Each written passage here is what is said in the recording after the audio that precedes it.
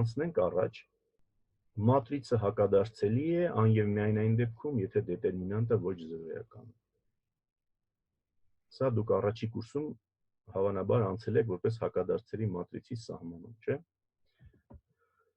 Բայց հիմա մենք ուրիշ ձև ենք մոտենում։ Հակադարձելի մատրիցը նա է, որը ունի հակադարձ, այսինքն a անգամ a-1-ը հավասար է 1, դե հիմա էլ այդ փաստը ավելացնենք, թե ինչի է իր դետերմինանտը ոչ զրոյական։ Մինչև ապացույցին անցնելը տեսեք, որ մենք այս հետևանքը կոչում ենք 9-10 թեորեմի հավելված։ Ինչու հավելված, որովհետև 9-10-ը դա այն թեորեմն էր, որ ասում էր մատրիցի հակադարձելի լինելու համար այ 6 հատ համարժեք պայմաններ կան։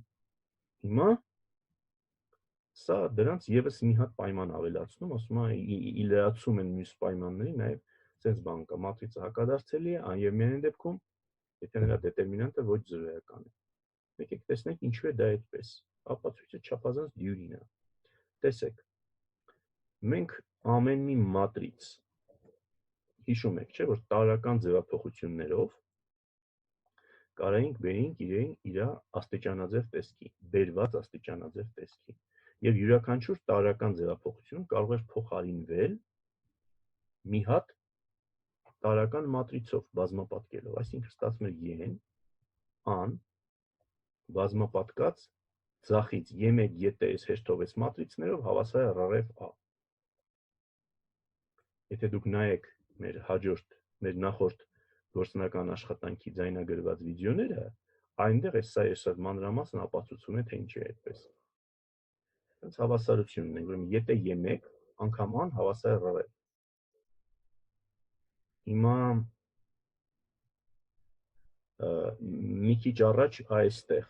մենք տեսանք, որ ցանկացած մատրից, եթե տարրական մատրիցով էր բազմապատկվում, դրանց դետերմինանտը հավասար է այս արտադրյալին, չէ՞։ Հիմա ստեղ մենք ինչ ունենք, այս a մատրիցը ոչ թե մի անգամ, այլ մի քանի անգամ բազմապատկված է a-ով։ Ինչ կլինի, եթե եմ այս 1a արտադրյալի դետերմինանտը։ Նախորդ հատկությունը մի քանի անգամ սրա վրա կիրառելով, հերթով հանելով այս տարրական մատրիցների դետերմինանտները, մենք կունենանք սա հավասար դետ յտ եւ այլ դետ եմ դետ անգամ դետ a։ Եվ այս ամեն ինչ իհարկե հավասար է ինչի, դետ ռ-ը։ Ստեղից ապացույցը ըստ էության վերջացած է։ Ինչու՞։ Մի քիչ առաջ այս նախորդ լեմմայում այստեղ մենք տեսանք, որ տարրական մատրիցների դետերմինանտները բոլորը ոչ զրոյական թվեր էին, չէ՞ իրանց համար։ Ուրեմն այսքանը, այս